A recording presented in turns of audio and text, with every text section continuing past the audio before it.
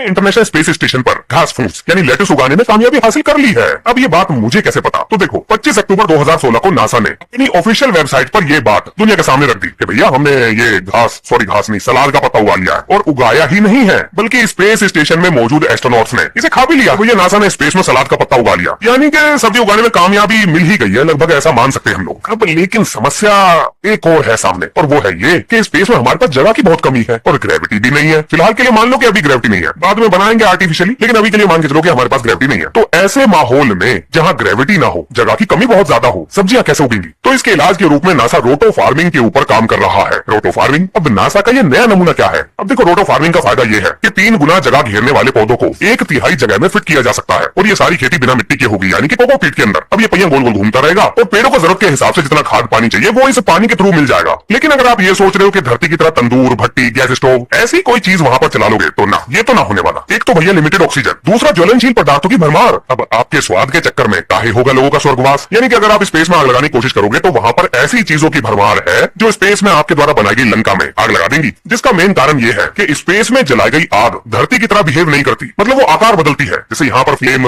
मतलब जो लगते हैं आग की वो ऊपर की तरफ चलती है, लेकिन स्पेस में ऐसा नहीं होता। अब आप कहोगे कि भैया हमने मूवीज में देखा है स्पेस में आग लगती हुई, धमाके होते हुए, तो फिर ये क्या है? अरे मेरे भोले भाले दोस्त, पागल बनाया जा रहा है आपका। हॉलीवुड वाले चूना लगा गए, स्पेस में आग गोला आकार में चलती है और अगर ये अपनी शेप बदल ले तो इसे कंट्रोल भी नहीं कर सकते। अब ये रिस्क ही इतना बड़ा है कि ना ले तो ही ठीक है। अब आप कहोगे पर भैया स्वाद का क्या, बिना स्वाद के हम कैसे जिएंगे? तो देखो जी, अभी के लिए धरती से स्पेस स्टेशन पर डिहाइड्रेटेड फूड को ले जाया जाता है, मतलब ऐसा खाना जिसमें पानी की एक बूंद भी नहीं है, और ये लोग उसे पानी में डालकर ओवन में गर्म करके अपना गुजारा कर लेते हैं। लेकिन एक कंपनी है जिसका नाम है जीरो जी किचन। इसने कुछ ऐसा बना दिया है कि आप स्पेस में खाने को बेक कर सकते हो, जैसे आलू वगैरह उबालते हैं ना, माइक्रोवेव की बात कर रहा हूँ, पानी में नहीं। स्पेस में तो वैसे ही पानी की किल्लत चलती रहती है, तो आखिर इस मशीन में हम ऐसा क्या ही बना लेंगे? मतलब कुकीज बना सकते हैं। अब कुछ ना से तो ये भी सही, चलो जी खाने का जुगाड़ हो गया। अब जरा चलते हैं पानी पर। ये पानी कहाँ से आएगा? देखो अभी के लिए नासा इंटरनेशनल स्पेस स्टेशन में पानी के बोरे भर भर के पहुंचाता है, जो कुछ ऐसे दिखाई देते हैं। अब देखो धरती पे हम लोग क्या करते हैं, मतलब जहाँ जगह मिलती है वहाँ धार मार के डिजाइन बनाए थे दीवार पर। अरे पूरी कोठी छोड़कर तुमको एक जगह नहीं मुड़ने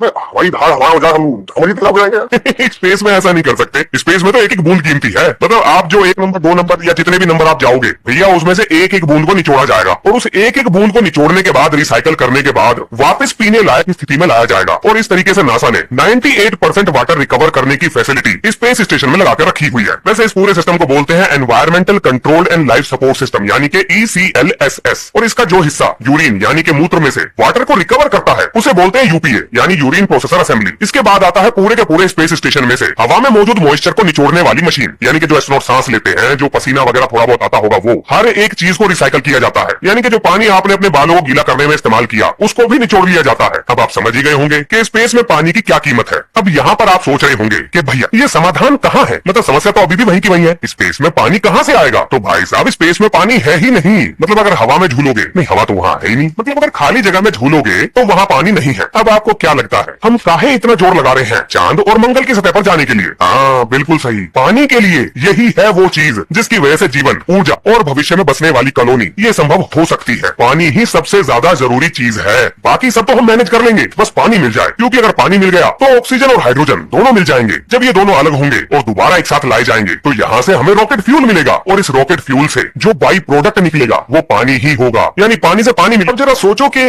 हमने जो लूनर मिशन भेजा था चंद्रयान, वो हमने साउथ पोल पे क्यों लैंड कराया था? कभी सोचा है क्या? इसलिए कि भाई अभी तक वहाँ कोई गया नहीं, चलो हम ही जाके घूम जाते हैं वहाँ पर। ना ना ना, ऐसा नहीं है। ये एक सोचा समझा स्ट्रेटेजिक डिसीजन है। देखो मून की वो सतह जो कि सूरज के सामने नहीं पड़ती, जाहिर सी बात है जब कभी वहाँ पर कोई ये एस्ट्रॉइड वगैरह टकराते होंगे तो इनमें से अगर किसी के अंदर पानी हुआ तो वो सूरज की रोशनी की वजह से बनने वाली गर्मी के कारण इवेपोरेट नहीं होगा, वो ऐसा का ऐसा ही पड़ा रहेगा। अब अगर हमें वो पानी मिल गया या उसके सबूत मिल गए तो ये जो हम दुनिया भर की यहाँ बैठ के माथापच्ची कर रहे हैं, यानी प्लानिंग कर रहे हैं कि भैया भविष्य में हम चांद पर घर बनाएंगे, इस प्लानिंग को हकीकत में बदला जा सकता है। लेकिन अगर पानी नहीं मिला भाई साहब फिर कुछ ना हो सकता, हमारा नहीं रहना पड़ेगा। अब आप ये बात भी समझ गए होंगे कि इंटरनेशनल स्पेस स्टेशन में ऑक्सीजन कहाँ से आती है? हाँ जी, इसी पानी से निकाली जाती है, जिसे OGA कहा जाता है, यानी ऑक्सीजन जनरेशन असेंबली। अगर शॉर्ट में कहूँ तो इलेक्ट्रोलिसिस करेंगे इसका, हाइड्रोजन और ऑक्सीजन अलग हो जाएंगे। इसके अलावा जो एस्ट्रोनॉट्स जो कार्बन डाइऑक्साइड छोड़ते हैं उसको निकालने के लिए CDRA का इस्तेमाल किया जाता है, यानी कि कार्बन डाइऑक्साइड रिमूवल असेंबली। अब आपके मन में एक विचार जरूर आना चाहिए, मतलब मेरे मन में तो आ रहा था। तो फिर उसके बारे में मैंने पढ़ा, और वो ये कि अगर स्पेस में कोई चीज वेस्ट नहीं कर सकते तो ये जो हमने पानी से हाइड्रोजन निकाली है और ये जो कार्बन डाइऑक्साइड की धड़ाधड़ प्रोडक्शन इस एस्ट्रोनॉट्स के द्वारा की जा रही है, इसे काहे वेस्ट होने दे, इसका भी तो कोई इस्तेमाल निकलना चाहिए। अब भैया जैसा कि आप जानते हो नासा वाले तो बड़े खतरनाक है, उन्होंने स्पेस में सैबाटायर रिएक्शन असेंबली लगा रखी है। अब इसका क्या मतलब हुआ? इसका मतलब ये हुआ कि कार्बन डाइऑक्साइड के साथ हाइड्रोजन को रिएक्ट करके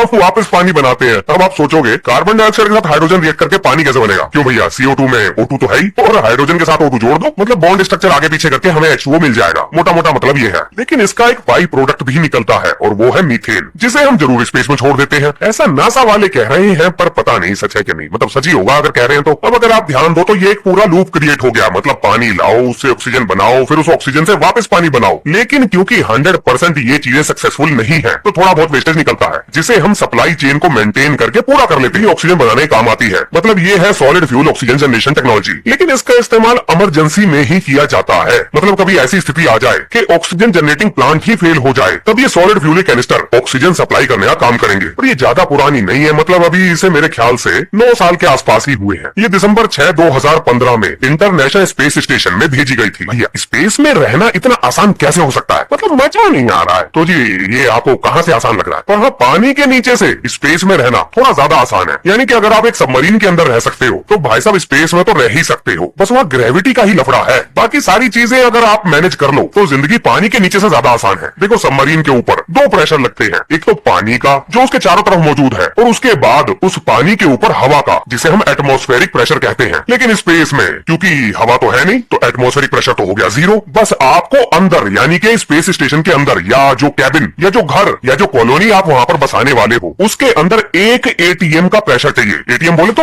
एटमॉस्फेरिक प्रेशर, जो धरती पे सी लेवल पर पाया जाता है, जिसे मेंटेन करना कोई मुश्किल काम नहीं है। अगर इसे मैं कंपेयर करूं सबमरीन के अंदर जो प्रेशर हमें बनाकर रखना पड़ता है उससे। लेकिन देखो पानी के नीचे के चैलेंजेस अलग हैं, स्पेस के चैलेंजेस अलग हैं, और चैप्टर निपटने के चांसेस दोनों जगह पूरे हैं। लेकिन जरा मान लो कि भैया दिन खराब था और जिस कैबिन में सारे एस्ट्रोनॉट बैठकर अपना मस्ती करते हैं वहां उसमें कोई छेद हो गया। अब ऐसी स्थिति में क्या होगा? अगस्त 2018 में सोयूज MS-09 स्पेस क्राफ्ट जब इंटरनेशनल स्पेस स्टेशन के ऊपर डॉक किया था तो उसमें छेद हो गया। अब ऐसी स्थिति में इपॉक्सी रेजिन का इस्तेमाल करके उस छेद को अंदर से बंद किया गया था, और यही स्टैंडर्ड प्रोसीजर आज भी फॉलो किया जाता है। अब अगर मैं आपको ये बताऊं कि नासा ने क्या कहा है कि भाई अगर छेद हो जाए तो क्या करें, तो उनके द्वारा बताई गई चीजों की लिस्ट ये है। इपॉक्सी रेजिन इस्तेमाल कर सकते हो, ग्लू लगा सकते हो, या टेप लगा सकते हो। मैं मजाक नहीं कर रहा हूँ, इसके अलावा ऑप्शन नहीं है।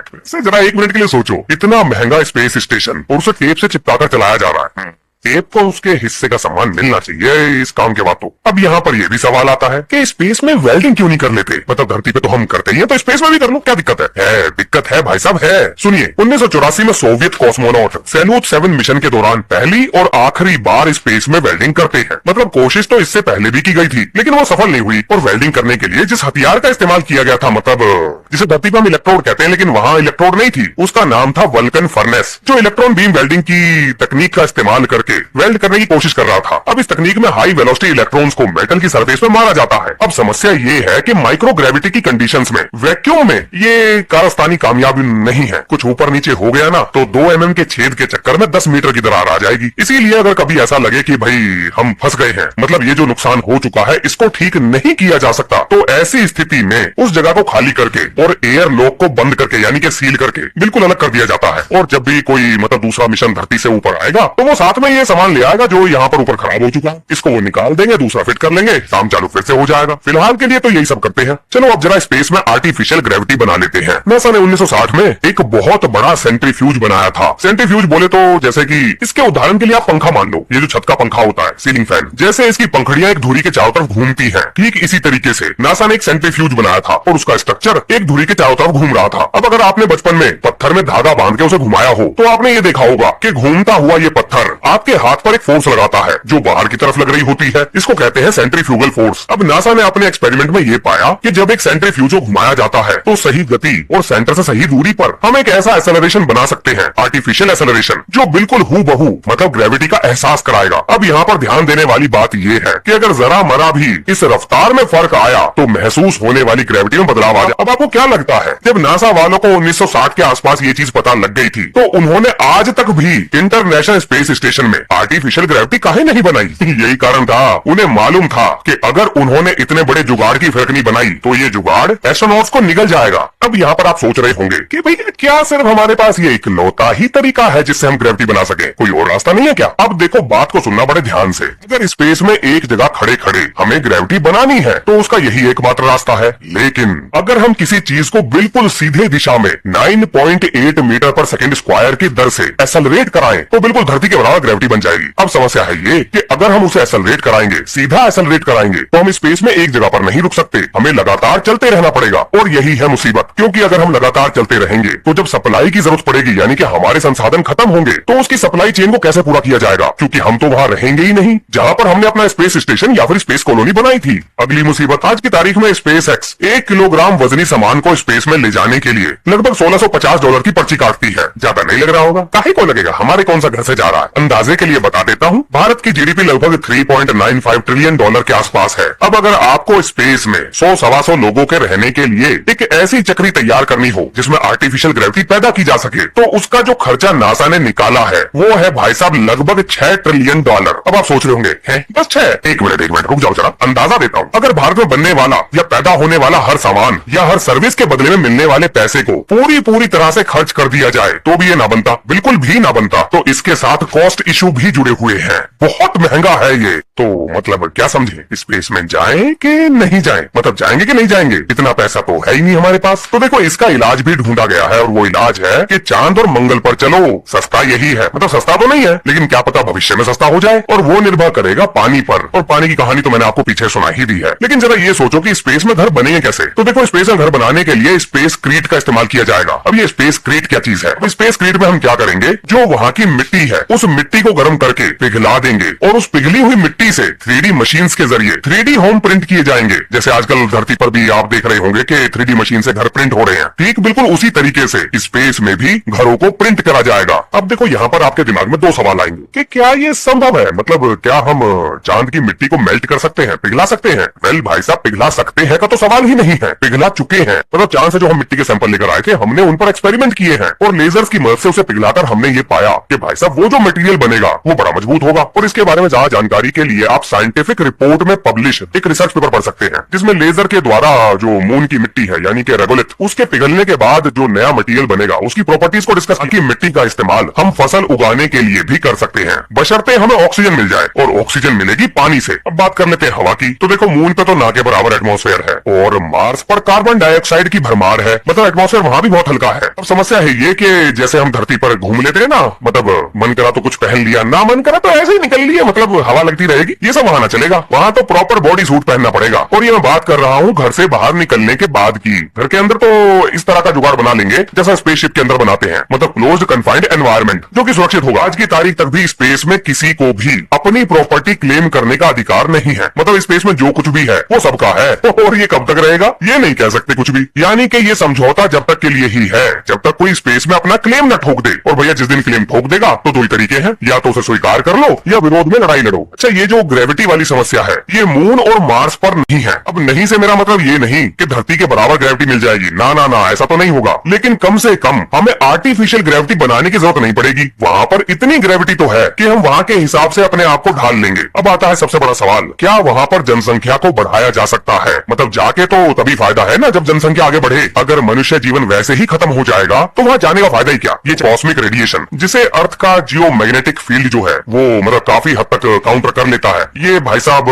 स्पेस में आपको इसकी भरपूर डोज मिलेगी जो हमारे डीएनए को डैमेज कर देगा। अब इससे होगा ये कि मर्दों में इनफर्टिलिटी, नहीं तो दोनों में होता है, मतलब मर्द और औरत दोनों में इनफर्टिलिटी बढ़ जाएगी और पैदा होने वाले बच्चों में जेनेटिक म्यूटेशन होगा, उनका शरीर ढंग से नहीं बन पाएगा। लेग्रांज पॉइंट के बारे में भी बात कर लेते हैं। तो भैया ये होते हैं स्पेस के पार्किंग स्पॉट। अब लेग्रांज पॉइंट जैसी जगह स्पेस में कई जगह हो सकती है, ये कोई सिंगल पॉइंट नहीं है। मतलब कोई भी ऐसी 2 बॉडी जो एक दूसरे पर गुरुत्वाकर्षण बल लगा रही हैं, तो उनके बीच में एक ऐसा पॉइंट जरूर होगा जहां पर दोनों तरफ तरफ से लगने वाला बल बराबर होगा और इसी को कहते हैं लेग्रांज पॉइंट। तो अगर धरती और चांद के बीच में लेग्रांज पॉइंट ढूंढा जाए तो वो मिल जाएगा।